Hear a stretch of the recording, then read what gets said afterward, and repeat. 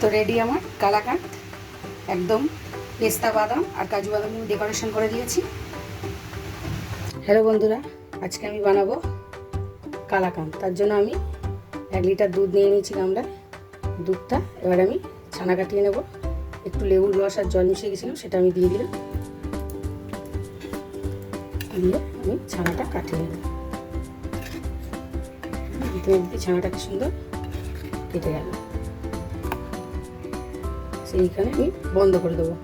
এবার ছানাটাকে আমি ছেঁকে নেব। এই ছানার জলটা ছেঁকে নিয়েছি। এবার একটু ভালো পরিষ্কার জল দিয়ে ছানাটা ধুয়ে ফেলবো। লেবুর রসটা দিয়েছিলাম, তার টক ভাবটা কেটে যাবে। আমি একটা কড়াতে 500 গ্রাম দুধ গরম করতে বসিয়ে দিয়েছি। দুধটা ফুটেও এসছে। আমি এই দুধটা দিয়ে কালাকাঁদটা বানাবো, ছানার কালাকাঁদ বানাবো। ছানাটা প্রথমে কাটিয়ে নিয়েছি। এবার এই দুধটাকে ভালো করে নেড়ে নেড়ে জাল দিয়ে আমি একটু ফুটিয়ে একটু ঘন করে নেব। দুধটা আমি বেশ 15 মিনিট ধরে ভালো করে ফুটিয়ে নিয়েছি।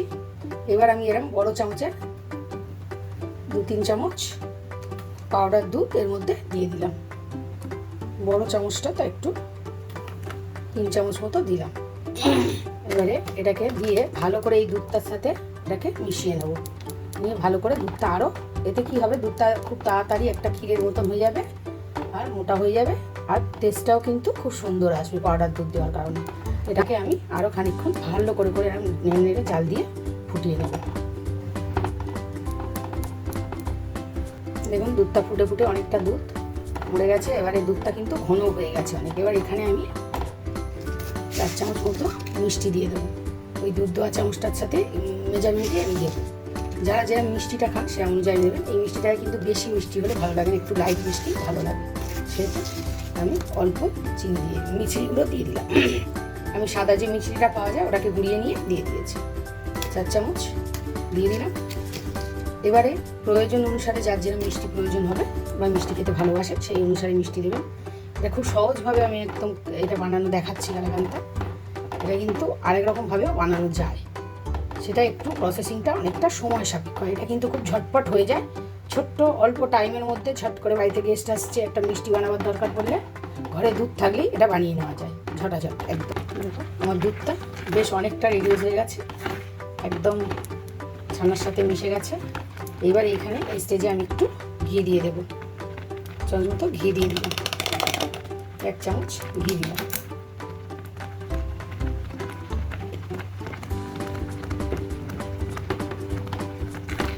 এটাকে আবারও ভালো করে নাড়তে থাকবে। বেশ আরও 10-15 মিনিট ধরে এটাকে আরও নাড়তে হবে।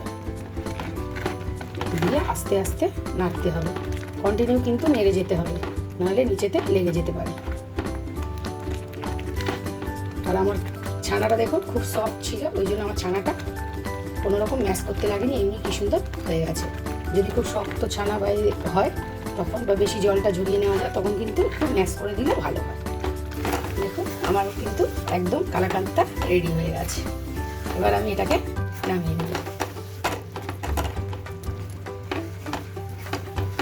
আর এর থেকে বেশি শুকনো করবো না, তাহলে কিন্তু ভালো লাগবে না। এবার আমি 4টে এলাচ নিয়ে নিয়েছি। এই এলাচ 4টে এর মধ্যে দিয়ে আমি গুঁড়িয়ে নেব। নিয়ে এলাচ পাউডারটা ওর মধ্যে দিয়ে দেবো।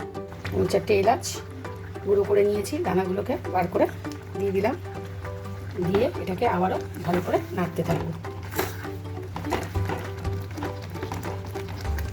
আমি একটা ছোট্ট থালায় ঘি ব্রাশ করে সন্দেশটাকে নামিয়ে নিয়েছি এবং নিয়ে এটাকে একদম এই স্প্যাচুলার সাহায্যে পুরো সমান করে থালায়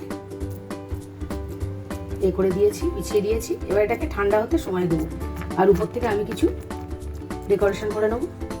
একটু ঠান্ডা হতে দেবো। ঠান্ডা হলে কেটে আপনাদেরকে দেখাবো যে আমার সন্দেশটা কত সুন্দর হয়েছে।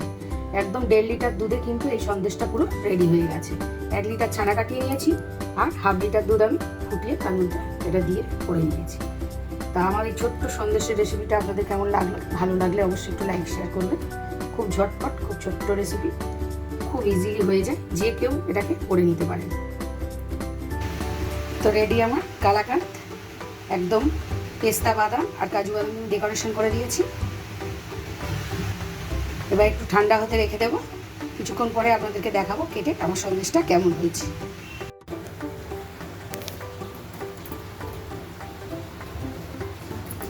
এবার আমি এটাকে কেটে দেখাবো, একদম ঠান্ডা করে নিয়েছি, সন্দেশটাকে কেটে দেখাবো।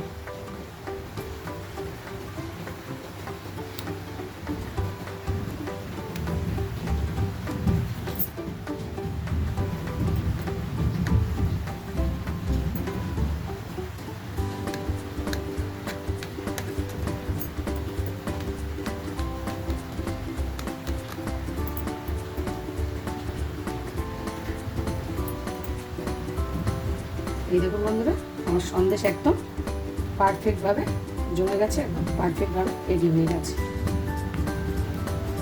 আর একটা কেটে দেখাবো। আমার এই সন্দেশ রেসিপিটা আপনাদের ভালো লাগলে একটা লাইক শেয়ার করে দেবেন, এবং খুব সহজ উপায়ে আপনি বাড়িতে যখন তখন এই সন্দেশটা বানিয়ে নিতে পারবেন। টাটা।